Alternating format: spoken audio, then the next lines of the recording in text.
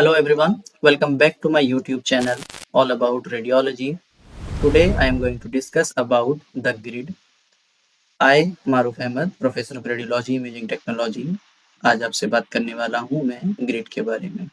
Grid क्या है और इसकी क्या रिक्वायरमेंट है? तो पिछले लेक्चर में जैसे हमने डिस्कस किया था, जब भी एक्सरेज एक पेशेंट की बॉडी से पेनिट्रेट करके निकलती हैं तो वहां से बहुत सारी रेडिएशन अपने प्राइमरी पाथ को छोड़कर अपना रूट चेंज कर लेती हैं।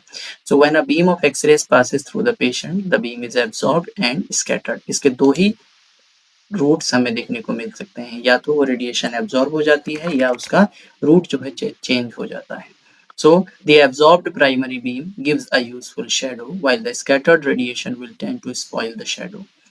जो आपकी एब्जॉर्ब्ड रेडिएशन थी, यानी जो बॉडी को पेनिट्रेट करके सीधे अपनी ही डायरेक्शन में चली और हमारे इमेज रिसेप्टर तक पहुंची, वो हमें एक यूजफुल इमेज प्रोवाइड करता है। लेकिन अपनी जगह से किसी दूसरी जगह पर टकराने वाली जो स्कैटर्ड रेडिएशन है वो हमारे इस शैडो को स्पॉइल कर देता है। So scattered radiation contributes a constant background fog to the film image. और अगर ये स्कैटर्ड रेडिएशन कंटिन्यूअसली हमारी फिल्म तक पहुंचे तो ये हमारे फिल्म के ऊपर एक फॉग क्रिएट करता है, यानी इमेज को ब्लर क्रिएट करता है। The ratio between the amount of scattered radiation energy to the amount of primary radiation at a point is called scatter to primary ratio. यहाँ पर जो आपका ये रेशियो है स्कैटर रेडिएशन का, यानी प्राइमरी रेडिएशन के साथ स्कैटर रेडिएशन कितना हो रहा है, इस दोनों के रेशियो को हम स्कैटर प्राइमरी रेशियो बोलते हैं। जैसे कि आप इस इमेज में बहुत क्लियरली देख सकते हैं, यहाँ एक्स-रे ट्यूब से निकलने वाली रेडिएशन, ये हमारा प्राइमरी बीम है जिसके बीच में हमने पेशेंट को प्लेस किया और पेशेंट की बॉडी से टकराकर जो रेडिएशन ये अलग-अलग डायरेक्शन में जा रही है, जो मैंने आपको प्रीवियस लेक्चर स्कैटर्ड रेडिएशन के थ्रू एक्सप्लेन करने की कोशिश की थी। ये स्कैटर्ड रेडिएशन को एब्जॉर्ब करने के लिए यहाँ पर जो ये आपको ब्लू कलर के लाइट्स नजर आ रहे हैं, जो स्ट्रिप्स नजर आ रहे हैं, दे आर एक्चुअली ग्रिड के जो लेड स्ट्रिप्स हैं और उनके बीच का ये स्पेस जो कि हमारा लो अटेन्यूएटिंग मटेरियल प्लास्टिक या एल्यूमिनियम का बना होता है। तो यू कैन सी जो प्राइमरी रेडिएशन है वो इन एरिया से एज इट इज पास हो जाती है क्योंकि ये इन लेड स्ट्रिप्स के साथ पैरेलल है। लेकिन जो रेडिएशन इनके पैरेलल नहीं है, यानी एंटी पैरेलल है, ये लेड स्ट्रिप्स क्या करते हैं, उन रेडिएशन को एब्सॉर्ब कर लेते हैं। The SPR increase with thicker patient and larger field size. तो बहुत ही ऑब्वियस सी बात है, जितने ज्यादा नंबर ऑफ एक्सरेज हमारे पेशेंट की बॉडी पर जाएंगे, यानी लार्जर फील्ड ऑफ व्यू से, तो उतने ज्यादा स्कैटर होने के चांसेस भी होंगे। और वैसे ही जितना ज्यादा थिक पेशेंट होगा तो हमें ज्यादा नंबर ऑफ एक्सरेज एंड ज्यादा इंटेंसिटी ऑफ एक्सरे भी पेशेंट की बॉडी के ऊपर फोकस करनी होगी। तो दोनों ही केसेस में either the size of patient is increasing और द फील्ड साइज इंक्रीजिंग, दोनों ही केसेस में number of scattered radiation will be increase. This will increase the noise in the image, और जिसकी वजह से जो इमेज है उसमें हमारे नॉइसीनेस आ जाती है। Hence scatter radiation must be remove in order to increase the image contrast. और इमेज तक पहुंचने से पहले ही हमें इस पूरी स्कैटर रेडिएशन को रिमूव करना होगा ताकि आपके जो इमेज की क्वालिटी है वो बेटर कॉन्ट्रास्ट के साथ हमें मिल पाए। The scatter radiation can be removed by a grid placed in between the film and the patient. और ये काम करने के लिए हमें फिल्म पर पहुंचने से पहले ही स्कैटर्ड रेडिएशन को एब्जॉर्ब करना होगा, और यही रेडिएशन को एब्जॉर्ब करने का काम जो करता है वो हमारा ग्रिड डिवाइस है। So the grid was invented by doctor Gustav Bucky in 1913। और जब ये धीरे धीरे इस चीज के ऊपर भी जब रिसर्च किया गया कि आखिर ये इमेज की क्वालिटी उतनी शार्प क्यों नहीं आ रही है, तब डॉक्टर गास्टे बकी ने 1913 में एक्सप्लेन किया कि किस तरह से इस इमेज क्वालिटी को और बेटर बनाया जा सकता है, और उन्होंने ग्रिड को इन्वेंट किया। उन्होंने इस स्ट्रक्चर में क्या बताया, the grid consist of a series of parallel lead strips of thickness C, which is about 50 millimeter, and the height H, separated by spacers of low attenuating material of width B, which is 355 millimeter.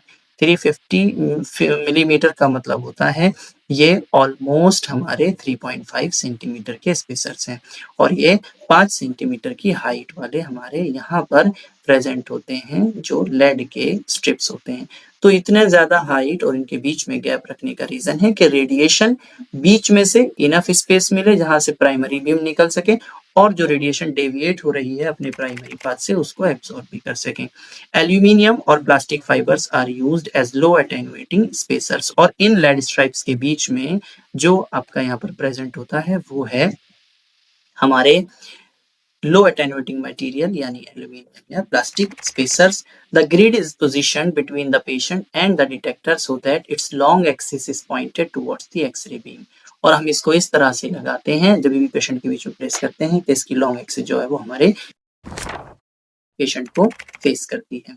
The primary X-rays coming out of the patient passes through the interspace since it is parallel in direction।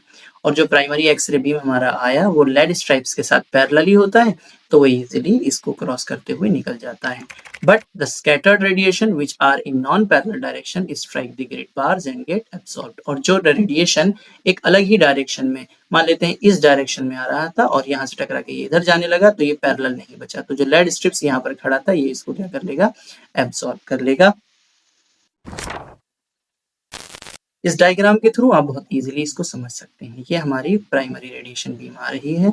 जो radiation ये आपको यहाँ पर नजर आ रहे हैं जिसकी भी हमने बात की थी, ये हमारे लेड स्ट्रिप्स हैं।